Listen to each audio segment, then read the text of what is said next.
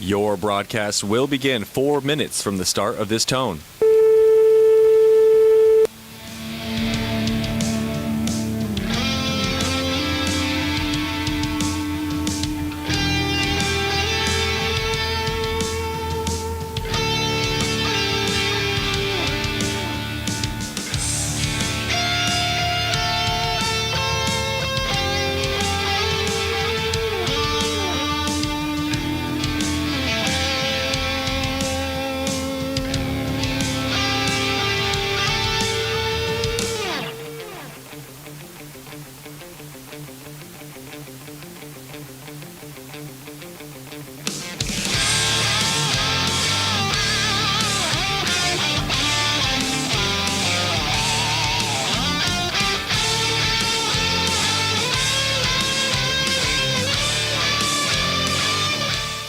Your broadcast will begin 3 minutes from the start of this tone.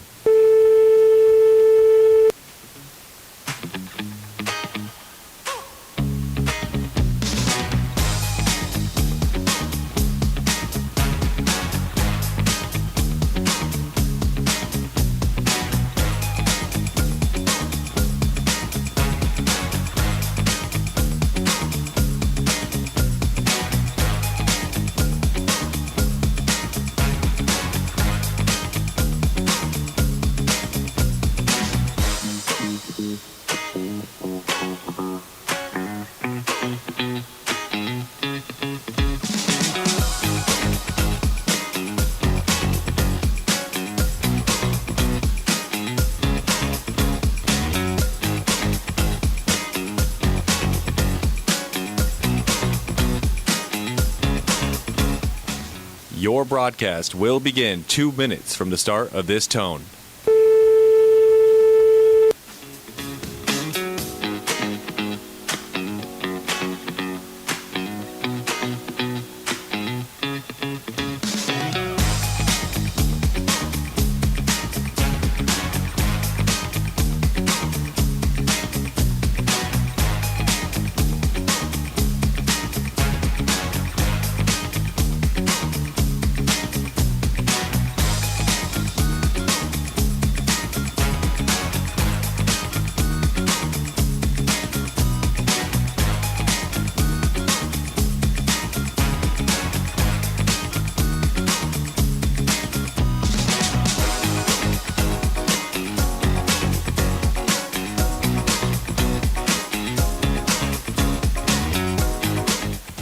Your broadcast will begin 1 minute from the sound of this tone. We will go silence at 30 seconds.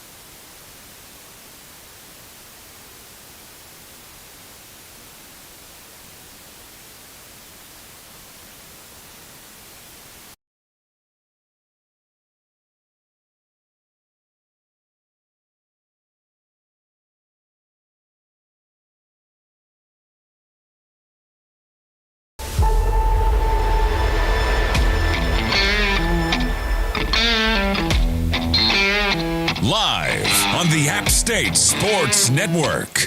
This is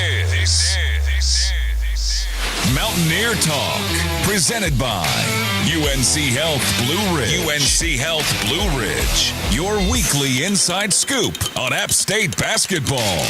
Mountaineer Talk is also brought to you by Pepsi. Grab a Pepsi and some friends and get in the game. Pepsi, the official soft drink of your App State Mountaineers. And by UNC Health Blue Ridge, moving healthcare forward together. Now, to get things started, here's your host, Matt Present. Hello, happy Monday. Welcome to Mountaineer Talk. Glad to have you back with us here at River Street Ale House or wherever you're tuned in on Facebook Live or across our wonderful radio affiliates. Glad you've caught us and bared the winter weather. Sorry we missed you last week, but glad to be back and hope everyone is doing well on a chilly high country weekend. And last week or so, Daisia Mitchell alongside. She'll kick off our show tonight. Luke Wilson at the bottom of the hour. And, of course, head coaches Alaura Sharp and Dustin Kerns. If you have a question for any of them, plenty of ways to get in touch with us tonight. Use the hashtag Mountaineer Talk on Twitter, mountaineertalk@gmail.com, or you can text the show 828-278-9850. All right, Daisia, how you doing tonight? I'm good. Good. It's a little cold out here, but I'm living. It is. Well, you're from California. We'll get into your journey to Boone here in a minute, but in terms of winter weather and snow, what had you experienced prior to the last week or so? I mean, the only time I saw snow was when we were traveling Oregon, maybe, like Idaho. We don't get no snow in California. We probably had snow once, but never stuck to the ground. So, but you were around the Pacific Northwest and had experienced it a little bit before. About like once or twice. Okay. Like in How does college, this compare? probably nothing compared to this. Like actually living in snow and having to wake up every day and walk around in the snow and walk to classes and out of practice and going into practice, and it's just my body is cold and getting it warmed up and getting it ready. It's been a hassle. All righty. Well, we'll figure out a way to get through it and get some wins here down the stretch. You talk about being from California, grew up in Riverside, two different junior colleges before coming to App State. How did the Mountaineers get on your radar? Honestly, they came and found me. I was at my JUCO. I played there for 2 years in Southern California, Mount San Antonio College, and they just hit up my coach and said, you know, we really like her. We like what she's about. And they were on me from the beginning of season and just being really supportive, coming to all my games, like checking in with me when they were busy with their games, just giving me a call, like seeing how I went, asked about my family. And that's honestly, like, that was the first thing that just drew me towards them, was just, it wasn't always about basketball. Like, they made sure I was good outside of basketball. They made sure I was good going into my next games, like not just about how I performed or what I could, like, you know, do for them. And I told them, just give me time, like, let me get this championship real quick, and then y'all be my first phone call. And you did. And I did, and this was my first visit. You got that championship. You were the MVP. How did a season like that, and not only being successful individually but as a team, make you feel confident that you were ready to take the next step to Division I basketball? Well, going into my second year at JUCO, I wasn't sure. I had a few offers, but I felt like just my performance could have been a lot better in a sense, like to where I can pour more into it. I feel like there was so much more of myself that I had to unlock. So after that second season, just being really locked in with my teammates, with my coaches, and putting that at the forefront along with God, and it was just an unmatched feeling, honestly. Well, and you've had a great year so far at App State, leading the team in scoring, 11 points a game, 4 rebounds, 2 assists. You talk about unlocking your game. As you have transitioned to the Division I level, what are the areas that you've had to elevate and where your game has grown? I think mostly offense just is not as easy to score, especially in our conference. We have a really big just length opponents, like different opponents that are size like me, and just learning how to score in different ways, not knowing when or where my next pass is going to come, just letting it come to me, and then defensively having to guard like the same people that, you know, have to guard me basically. Like, I think it's been an interesting transition. Like, I wouldn't say rough just because my coaches have prepared me for it. It's something that we practice every day. It's something that, I put my mind towards on just improving, and it's something like, it's progressing now, so I think it's able to show a little bit more.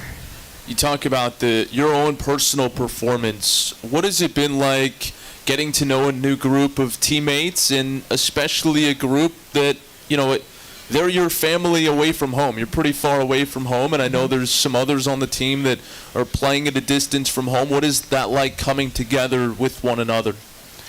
I love having teammates from different places, especially I've never had a teammate from Croatia, Turkey, Spain, so just getting a little bit of taste of that just through them, and then having teammates from all over the East Coast just shows me a little bit more about the East Coast. I was born and raised on the West Coast, so just getting to learn new things, I think that's the biggest thing, just coming in. Okay, it's a new team, so it's a building year, and our coach couldn't have picked us any better, honestly. I think we have all the pieces that we need, different personalities that keep the locker room live, and they're just all really good people. What's your role in all of that? My role, I'm a big energy bringer. I think for me, it always started on defense, and that's just something I like to capitalize off of, just bringing defensive intensity, letting defense translate to offense, and like I said, just hyping up my teammates and doing what I got to do. You grew up with 5 siblings. What was that environment like? Did you all play basketball? What's the age gap? Take me through just the dynamic of all of that. So I have 3 older sisters. I'm in the middle of the 5 or 6 of us. I have 3 older sisters. They're 5 years. 2 of them are 5 years apart from me, and then one of them is 6 years. And then my little brother, he came after me 5 years later, and then my little sister 7 years after him. So we're a little spread out, but it was always a chaotic household. Since I got into it, there was already 4 of us. So it was just something that, honestly, I'm grateful for, just because, I know it may have been harder just dealing with different things if I didn't have them, knowing that, my siblings are there. I think I have a close bond. Out of all my siblings, I have the closest bond, with each of them. I make sure to talk with all of them. And we all played sports. We all played basketball. We all played multiple sports, so it was just a really athletic family. What else did you compete in? So I also competed in volleyball. I did track for a little bit. I did soccer when I was younger. I think volleyball was probably my favorite other than basketball, but there was just something about basketball that just always stuck with me. I think more the competitive nature of it. I was able to be more aggressive in a sense. Outside of basketball, that was a way for me to express more of who I was just on the court. I kind of think of it as I'm 2 different people. There's a Daisia outside of basketball and the Daisia inside basketball. But just growing up with a family like that, especially having older sisters, I always played up with them, before my brother was born, or even when he was younger. And it was just always taught me to just raise my standard and raise my level, especially with my parents. They both played basketball. My dad also played football and did track, and my mom also did volleyball and softball. Wow, so, it's a lot. Yeah, so there's a lot of just tension coming home from games if, I didn't perform the way I needed to, but it's honestly what I needed to just grow. All right, last one for you. I read that you enjoy painting and drawing. What is it that you enjoy, what is the subject that you paint or draw? I feel for me it's 2 different things. Sometimes I try to intermix the 2. I'll draw something and then paint over it, but I just learned that what I like to draw, usually I don't want to paint it after, because I'll do all the shading and everything, whether it's landscape, something that I'm looking at, or cartoons that I watch. I'll screenshot a part in the show that I really like and just draw that. Or painting, I feel for me is just more abstract, getting more emotion and feeling just perceived through it. So it's something, I do enjoy doing it. Ever since I was little, that's what I would get for Christmas is little art sets and little craftables and things like that. So that's awesome. Yeah. Daisia, appreciate the time. Best of luck the rest of the way. Thank you. Thank you for letting me be here. Daisia Mitchell joining us here tonight on Mountaineer Talk, and we are just getting started. Alumni Hall, the official online store of App State Athletics. You can shop the latest and largest selection of App State apparel, hats, Yeti, and all of your game day gear, including brands like Nike, by visiting Alumni Hall on King Street, or shop anytime at appstatesports.com or alumnihall.com. Alumni Hall, the ultimate Mountaineer shopping destination. Head coach Alaura Sharp joins us right after this. It's Mountaineer Talk, presented by UNC Health Blue Ridge, moving healthcare forward together, and we're back right after this. More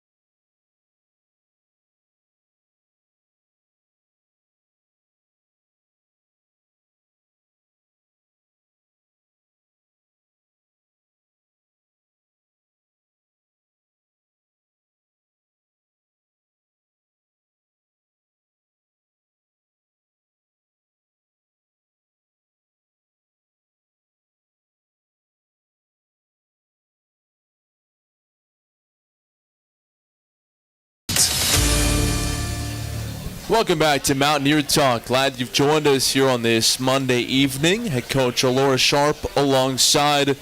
All right, Coach, we were just talking with Daisia Mitchell, and she said she didn't find you, you found her. How did you find her all the way across the country?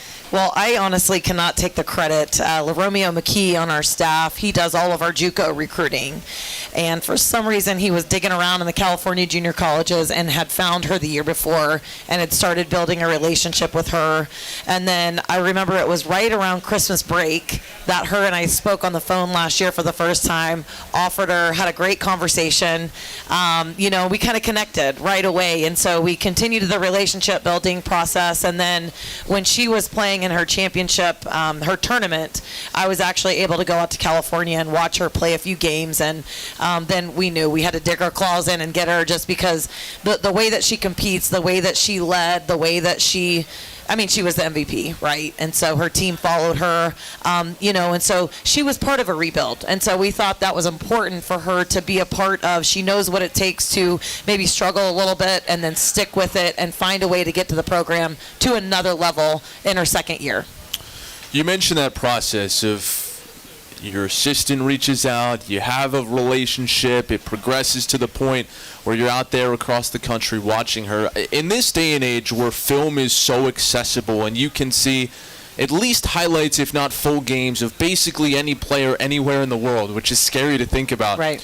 What are you able to see in person that might not show up in film during that recruiting process? Yeah, I think so many things. The value of seeing players in person, all the other things the camera doesn't catch. How she's interacting with her coach when she's subbing in and out of the game. How she's interacting in what we call dead ball time, right? During a huddle, during a free throw, during a timeout. Is she talking? Is she leading?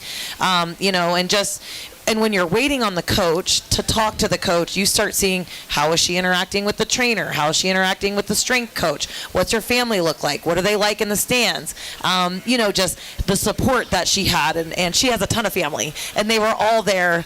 And kind of a fun fact, so our softball coach, Whitney, her mom is actually in charge of the fitness center at Mount Sac. So I actually met Whitney Jones's mom when I was at that tournament. So kind of crazy. That is crazy. Small world indeed. All right, so you make that connection. You bring Daisia Mitchell to App State as part of this year's group. Where has she grown the most? What has that development process been like?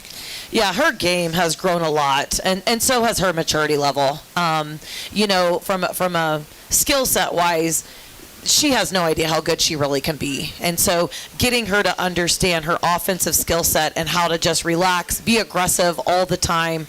Daisia is a really good person. She wants to involve her teammates all the time. And sometimes you're going, put the ball in the basket, kid, because you're able. So she's learning that. Her JUCO coach kind of had the same thing with her, and so it's been kind of fun seeing her really lean into her post game. She can score in so many ways: offensive rebounding, back to the basket, face up in the mid post. She's shooting the ball at an incredible rate.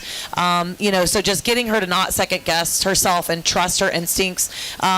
She's developing her consistency. I think if you sat here and asked her what's the number one thing she still wants to lean into, it's just how can she be at a high level every single night. I think that's the hardest thing at this level. The Sun Belt is crazy this year. I can't believe how good it is, how talented it is. And so there's just a certain level of competitiveness that you've got to play with on both ends of the floor every day. Too unselfish. If there's ever a criticism, I think that's one that someone can live with. You mentioned LaRomeo being in charge of junior college recruiting. How do you guys, you don't have to give away all the secrets, but how do you divide and conquer the different aspects that go into recruiting? Yeah, I think BK does a lot of the futuristic recruiting, a lot of the younger recruiting. She is our recruiting coordinator, so she's kind of the wheel that keeps it all going. Cassie Nichols kind of keeps our database flowing, graphics going, things organized that way. But we kind of are divided up by states. And so each coach has a different state. And then, as we get closer to the spring, we usually divide up the portal into conferences. So each coach will have a different conference that they're responsible for, and that's kind of how we do it. Eventually, we'll divide up junior college too. So Romeo does a good job of following all the stats, and he went JUCO and he coached at East Central. Obviously, I played JUCO and coached JUCO, so we've got a lot of connections, and we keep a lot of feelers out there because, I think junior college is starting to get under-recruited a little bit because of the portal, and so there's some really good players, floating around out there. In terms of the portal and how that looks on the back end, how does it all display for you? And are junior college players who are interested in making that jump, are they showing up the same way as someone going from one D1 to another? Yeah, I think it just depends. The level of competition at junior college is not the same as if you play mid-major or high-major basketball. So it depends on the conference. The Florida conference, the Texas conference, those are typically playing against other Division I players. But when you look at a junior college, there maybe is one Division I player on a team potentially, and so you're not going against the same level necessarily, and so that's why you've really got to look at. That's why seeing Daisia play live was huge for me, because I could see her in person, just really kind of how she could stack up against this level of competition. I imagine that's the most challenging part, right? To try to figure out how does it translate, whether it's within Division I or from one level to another. What are the processes that you guys go through to try to, and to some extent it's a guessing game, I would think, but to try to figure out how one level translates to another? Is there perhaps like one attribute that translates maybe more than another? Well, I think you have to have non-negotiables as a coach, right? Otherwise, the options are limitless, right? So you've got to sit down and have non-negotiables as far as we want length, we want size, and we like skill. Athleticism, you've got to have enough athletes on your roster. But looking at a player like Daisia, I like kids that can shoot. She's got good size. She has good athleticism. We can switch while we're playing defense. She can play in our matchup zone. She's really vocal. She plays with a lot of energy. You can't have a bunch of personalities that are duds. You have to be able to, and you can't have a bunch of Daisias where everybody's, has a big personality. And so I think every team you have to make up the personality, the athleticism, the skill set. But the portal can be really hard because there might be somebody like Duffy who was on the radio show, so there was hardly any film on her, and you're kind of just looking at a few clips and just making a decision based on hands, feet, and upside. Yeah, really interesting. It is. All right, we got to take a break. Before we do, App State baseball just 11 days away. Season tickets are on sale now for all 22 home games, including 5 in Hickory. Also, home contests against Wake Forest and High Point in non-conference play. 5 home Sun Belt series. Get your tickets now at appstatesports.com. It's Mountaineer Talk, presented by UNC Health Blue Ridge, and it continues right after this.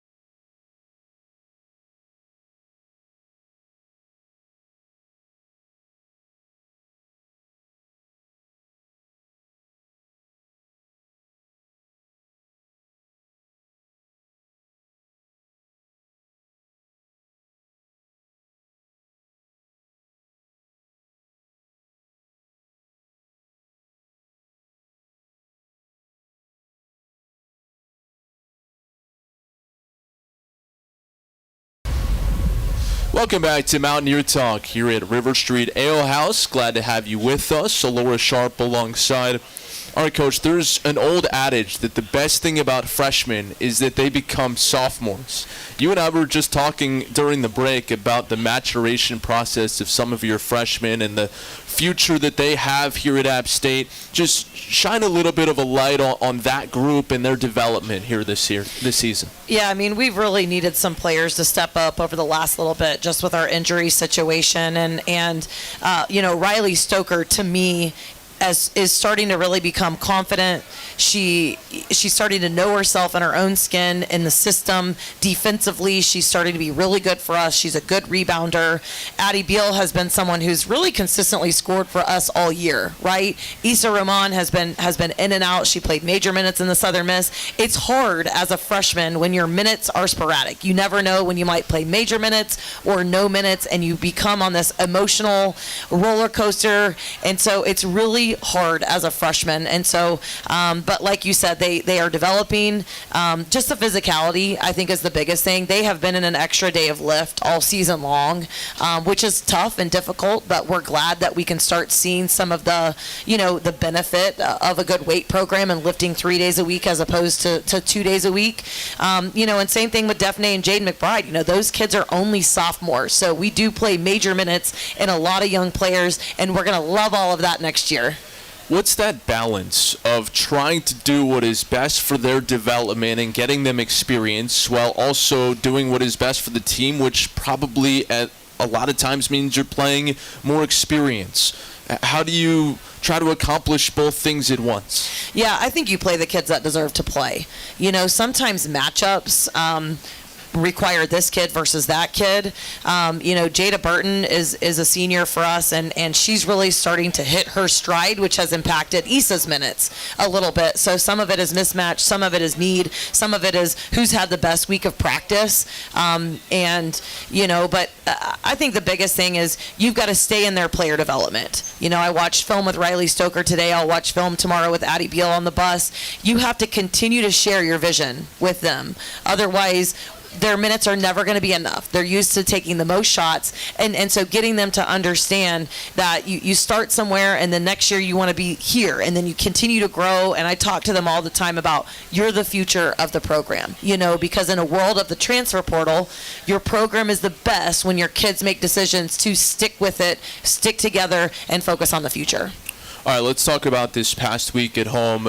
1-1 on the week. Challenging to navigate with the weather. What were your biggest takeaways and how your team handled a schedule change midway through the week?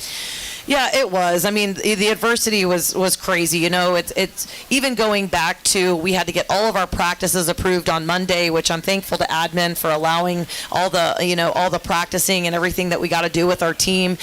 Coach Brooklyn Taylor literally dug her way out with a walking stick about a half a mile to get a walking path just to even get to the game on Thursday. I thought we played really well on Thursday. We did not tell our team that they were playing Friday until after the game. I said, and by the way, we're going to play again tomorrow at 4 o'clock and let's keep the party going. And we tried to sell it to them because ULM had a day off, right? So ULM played at Old Dominion on Wednesday. We played Thursday. So we knew that even though they had to travel, they kind of had the advantage. So we tried to sell it to our kids like a tournament. Like they had the bye game. We didn't have the bye game. But I thought we played a little bit fatigued until the very end. I thought we finally got our spark at the very end of the game, but so much going on. I thought there were moments in Thursday's games that we played as well as we have all season. Have we gotten Brooklyn a shovel? A shovel wouldn't have mattered. Trust me. I think she tried about everything. She says it's my karma from the hurricane because she never lost power. She never didn't have water in the hurricane because she lives in Deep Gap. But all of a sudden, Deep Gap got really, really tough ice too. All right, looking ahead to this coming week. Busy week on the road. You start at Troy on Wednesday, and then in the MAC SBC Challenge, you're at Kent State on Saturday. What does the travel look like, and what are the behind-the-scenes logistics that go into having to travel to an opponent that is a late add to the schedule? Yeah, so it's just kind of part of it. We leave tomorrow morning early to travel, so we'll do a walkthrough at 8 tomorrow morning. We'll leave for Charlotte at 8:30. We'll hopefully get to Montgomery to be able to do a little practice. Tomorrow night we'll do film on the bus on the way there. And then we're actually traveling straight from Troy to Kent State. So we're going to stay Wednesday night. We'll travel Thursday, practice at Kent State Friday, and then bus back. But yeah, there's no good way to do it. As far as you don't know where you're going to go. We literally booked the flights, 2 weeks ago that they announced who your opponent was. So, I think it's kind of exciting, right? Like to take a break from the Sun Belt, you can work on yourself, maybe change up a few things, practice some stuff. We're still trying to figure out how we want to play without Jaden McBride. That's why I think it's so good with Jada Burton kind of stepping up a little bit. And it's like in my meeting with Jaden today, it's not about what you can't do, it's what you can do. She can focus on her leadership. She can focus on her nutrition. She can focus on kind of what I call playing slow-mo basketball, where she can play one-on-one mentally and work on her right hand. And there's a lot of things that you can do. And so, but she's got to stay engaged with the team so that when we do get her back, she's the shot in the arm that we need on the back end of our season. Coach, we're out of time, but we appreciate it. Good luck this week. Thank you so much. Alaura Sharp joining us here on Mountaineer Talk as the ladies are on the road at Troy and Kent State.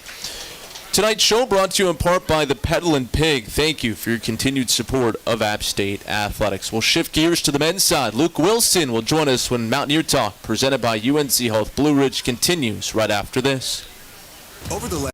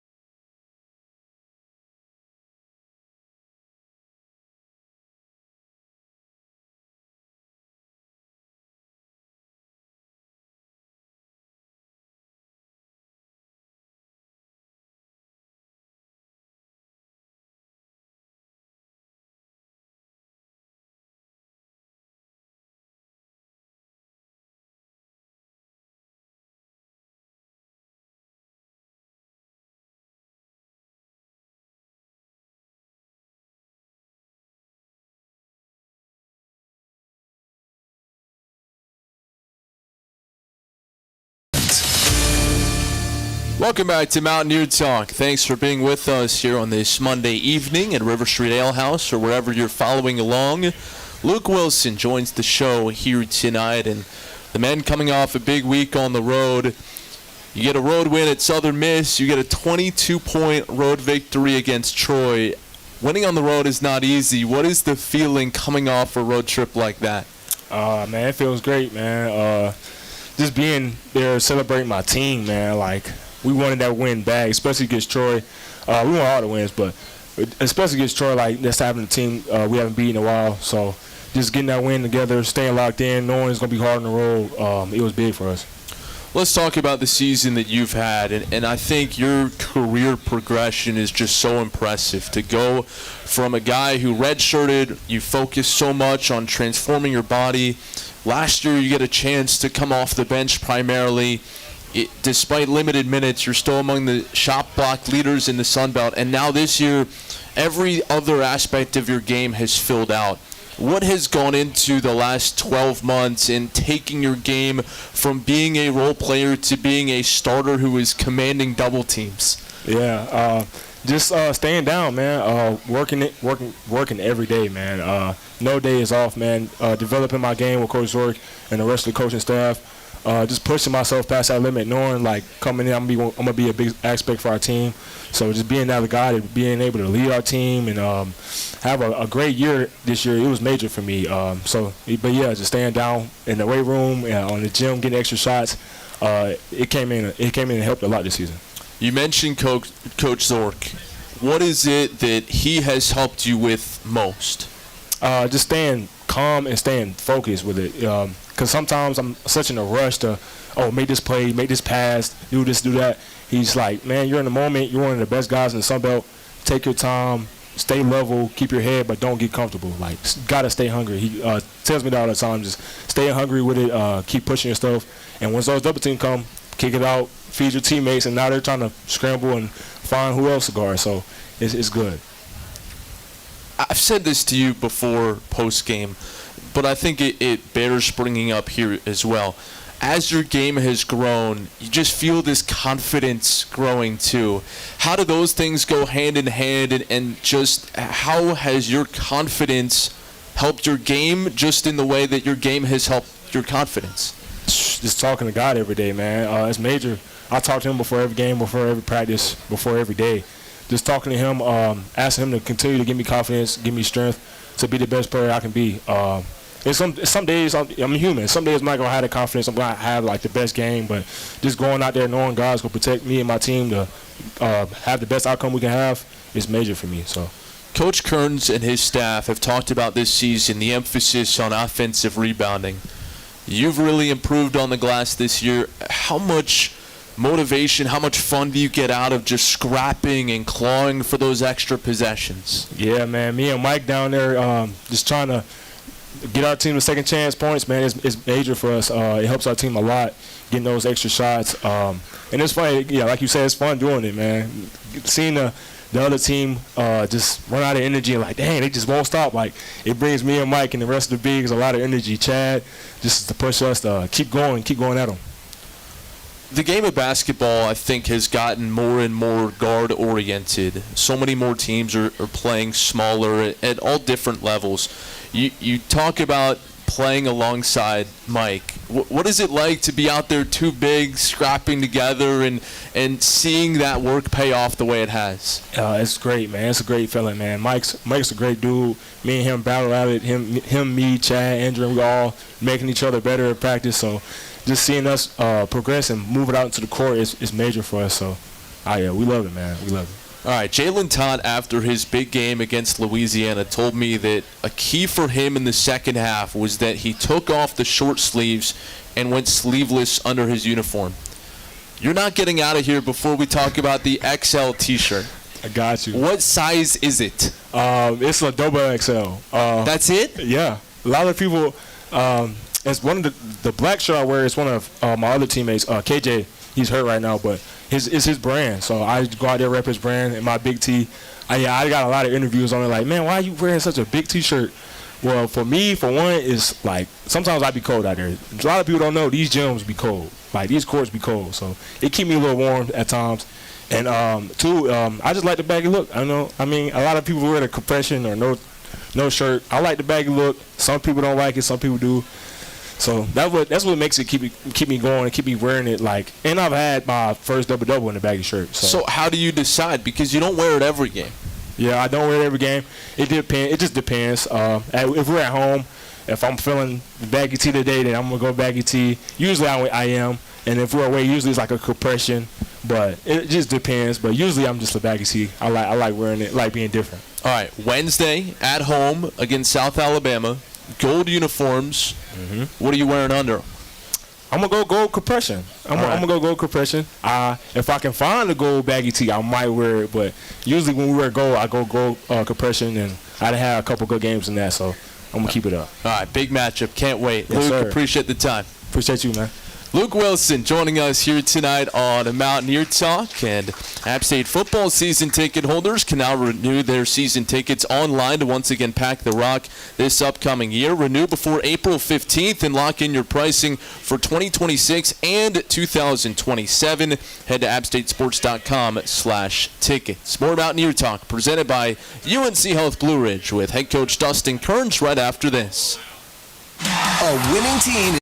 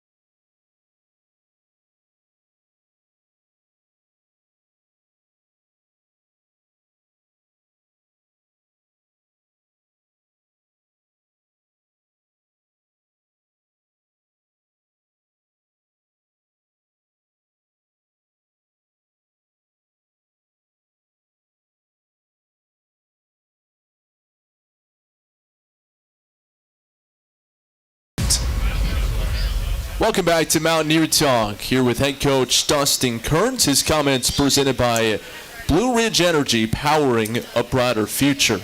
Coach, a big week on the road. You get 2 wins, including a victory by 22 points against the top-ranked team in the Sun Belt standings.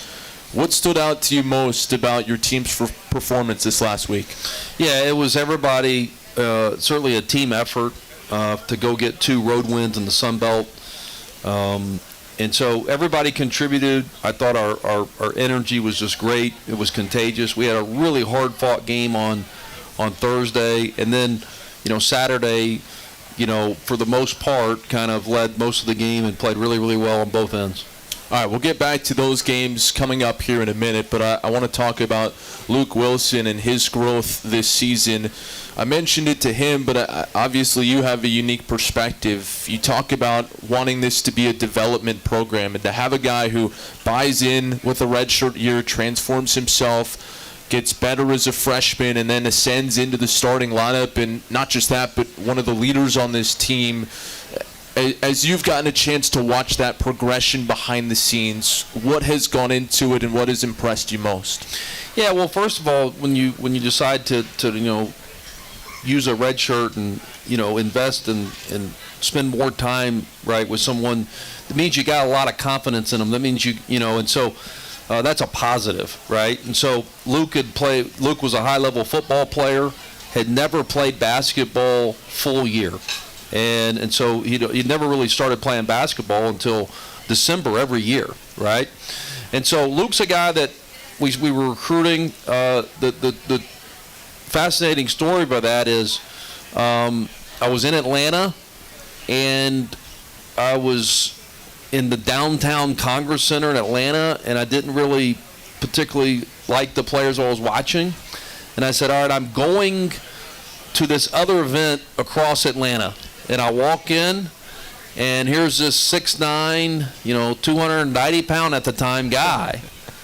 And obviously there's a lot of players out there. There's a lot of – and we followed him ever since. We got him up here. And then, later that spring when our roster was getting, finalized, and we had some lot of so I called him and I remember Zooming with him and his parents, and I said, hey, I could be honest with you now, or I could lie to you and tell you the truth in November, but we would like for you to redshirt.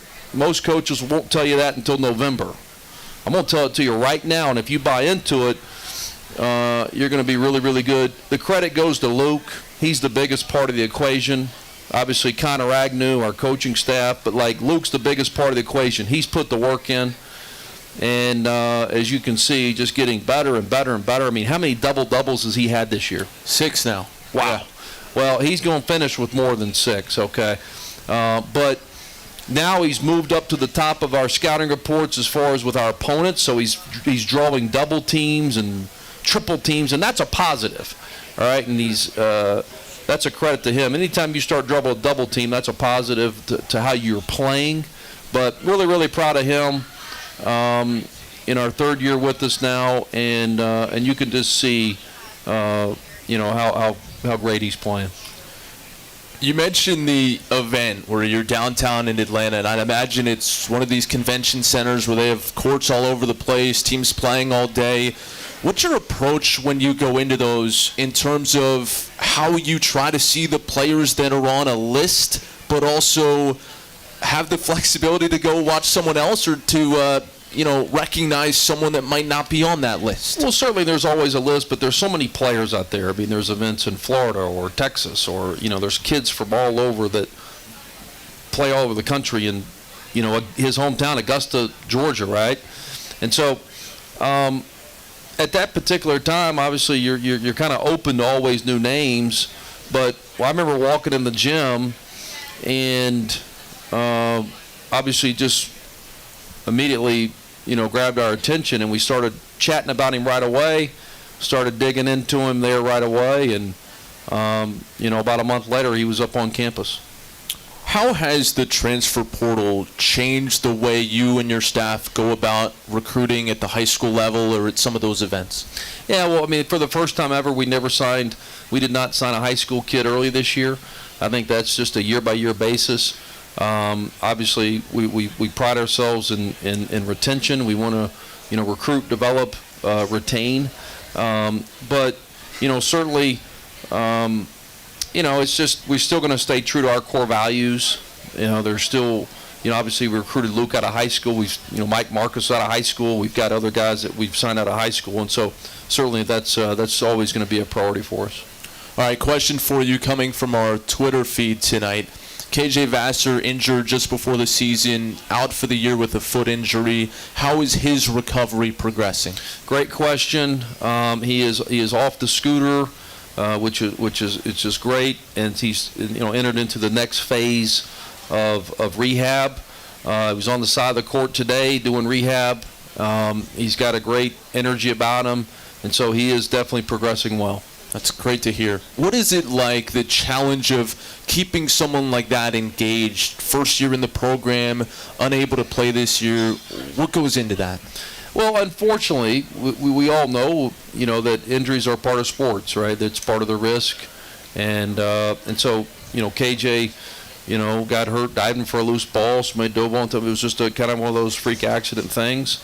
But, unfortunately, those are part of sports, and it's part of the risk of playing sports, right? But, our medical staff, our training staff, our team doctors do a really, really good job of putting a plan in place. And certainly we've got a plan in place for KJ, and we look forward to him being a redshirt junior next year. No doubt. All right, we got to take a timeout. More with head coach Dustin Kerns on the other side. And while we know you're enjoying your time here at River Street Ale House, make sure to also check out Town Tavern Blowing Rock on your next trip to the high country, open for lunch, dinner, and later. They've got 19 flat-screen TVs for you to catch the game, and it's a great outdoor dining experience as well. It's Mountaineer Talk, presented by UNC Health Blue Ridge. More right after this.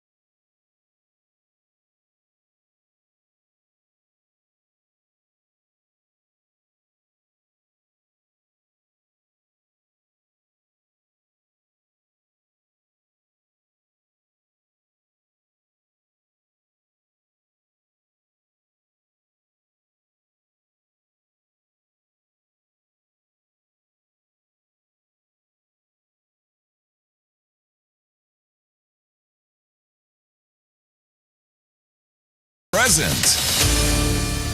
Welcome back to the show. Head coach Dustin Kerns alongside, and you beat the top team in the Sun Belt standings on Saturday, and now a virtual tie for second place. South Alabama comes to Boone Wednesday night. Really looking forward to that matchup.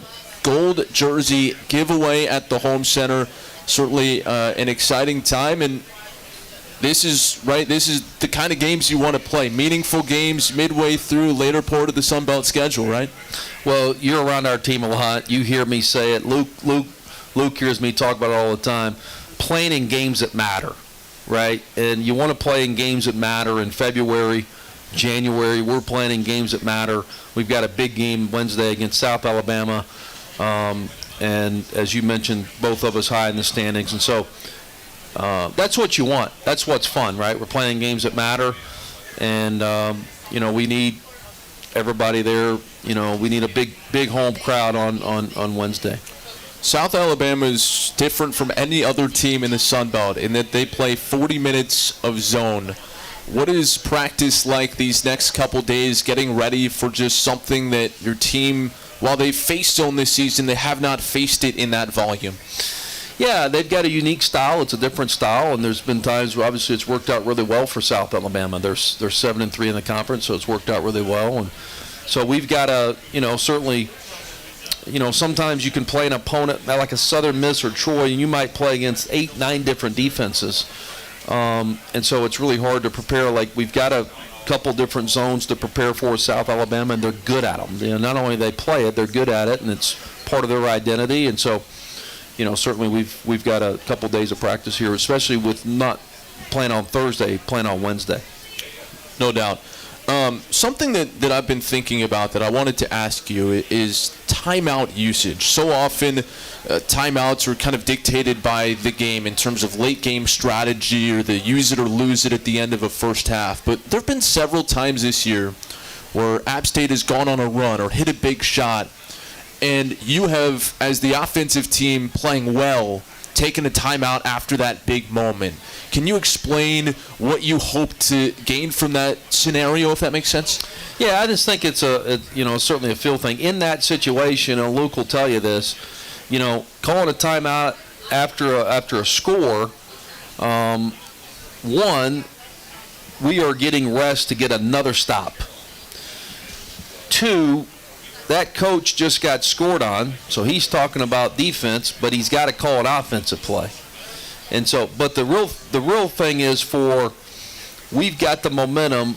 Let's catch a break for a second. Let's lock in. Let's get another stop. And so there's different thoughts behind it. Certainly I've called timeouts the other way. But, at Southern Miss the other night, I did call one. Jalen Todd hit a three, I think, to go up 67-62 with a minute and a half left. That was a big play. So we were, quote, and we should have been, quote, celebrating. Well, we also need to get our defense set and get one more big stop. And so that was the thought process. Let's calm down for a second. The game's not over. Yes, big play. But once again, they just got scored on. Now they're talking about their defense, but they got to call play. So. All right, we talked about Wednesday, home game on Saturday as well. That's part of the MAC SBC Challenge. You draw Eastern Michigan. How do you approach that departure from the Sun Belt? It's such a rigorous conference, and now you have a chance midway through to play a team that you're less familiar with. How do you approach that game? Is it any different? No, and Luke will tell you that he's been a part of a couple, MAC challenges now. Like, we approach that like the next game because we need the momentum from hopefully the win, right? Like, we're trying to win that game just as much as others to keep momentum. And I know other people have different approaches. Hey, this is not a conference game. I'm going to set these guys, arrest these guys. We're going to play it like any other game because we're trying to certainly get a win and keep momentum. All right, Coach. Looking forward to it. Wednesday, wear gold jersey giveaway, and looking forward to a great crowd at the home center. Well, it's snowy weather out. I want to give a shout out to all the fans that keep coming, administration that keep coming. So thank you all so much for keep coming out and supporting Mountaineer Talk for us and our women's basketball. And so let's keep it going. Let's pack homes and let's see everybody Wednesday night.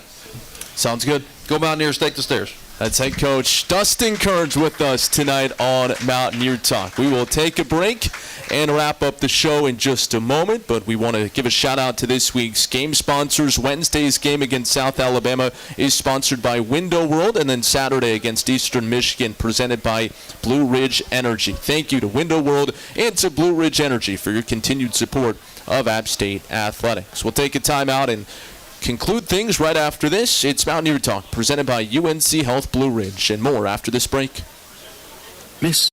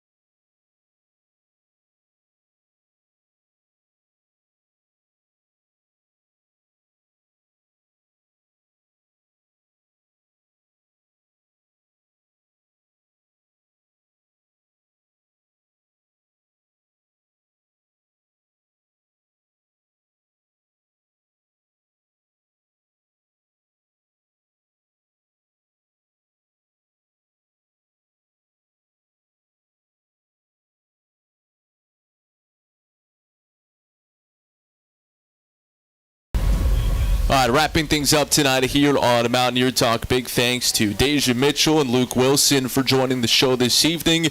If you missed any of our show, you can catch it on demand later tonight on the Nothing But an App State podcast channel. Again, the women on the road this week, they'll take on Troy on Wednesday night. The Trojans 9-2 on the year and second in the Sun Belt standings, and then they'll visit Kent State as part of the MAC SBC Challenge. The men at home this week, big one in a tie-breaking second-place matchup against South Alabama on Wednesday. The Jags 7-3, the Mountaineers 8-4 on the year.